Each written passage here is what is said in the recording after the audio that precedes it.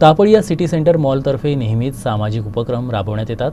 तर महाराष्ट्राचे आराध्य दैवत छत्रपती शिवाजी महाराजांच्या जयंतीनिमित्तानं 16 ते 19 फेब्रुवारी दरम्यान वीरगाथा नावाचा भव्य कार्यक्रम आयोजित करण्यात आला आहे।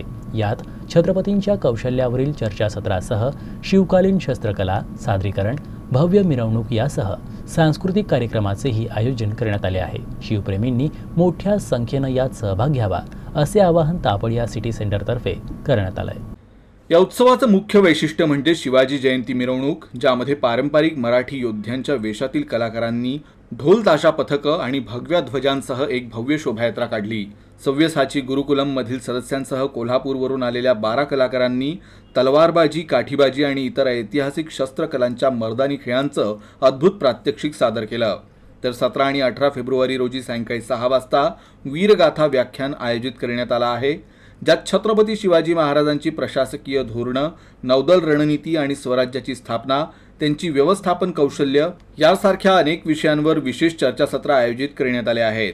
19 फेब्रुवारीपर्यंत चालणाऱ्या या कथाकथन सत्रात नामांकित 19 शाळांतील विद्यार्थी शिवाजी महाराजांच्या शौर्यावर आधारित विविध प्रसंग कथा स्वरूपात सादर करतील। 19 फेब्रुवारी रोजी सायंकाळी 6 वाजता पारंपरिक पद्धतीनं छत्रपतींचं पूजन, दीपप्रज्वलन, तुतारीवंदन तसंच ढोल ताशा पथकांचं सादरीकरण होणार आहे। त्यानंतर शिवजयंती उत्सवाचा समारोप होईल।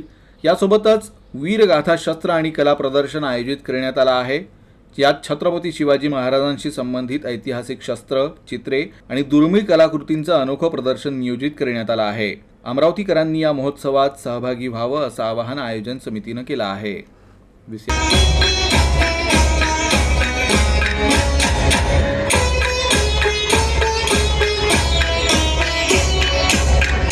या 5 नावाच्या शस्त्राचा उपयोग केला जातो। त्याच्या विविध फेकांचे आता आपण सादरीकरण पाहत आहोत।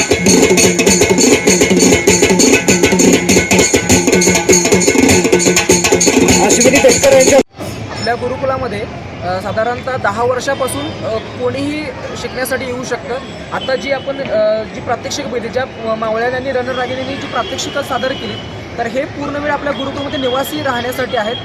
तर यांचा सकाळी 4 वाजल्यापासून रात्री 10 वाजेपर्यंत यांचा दिनक्रम असतो। त्यामध्ये त्यांना 14 विद्या आणि 64 कला याचं प्रशिक्षण दिलं जातं। त्याचबरोबर त्यांचं शालेय सुद्धा प्रशिक्षण आपल्या गुरुकुलामध्ये शिकवलं जातं।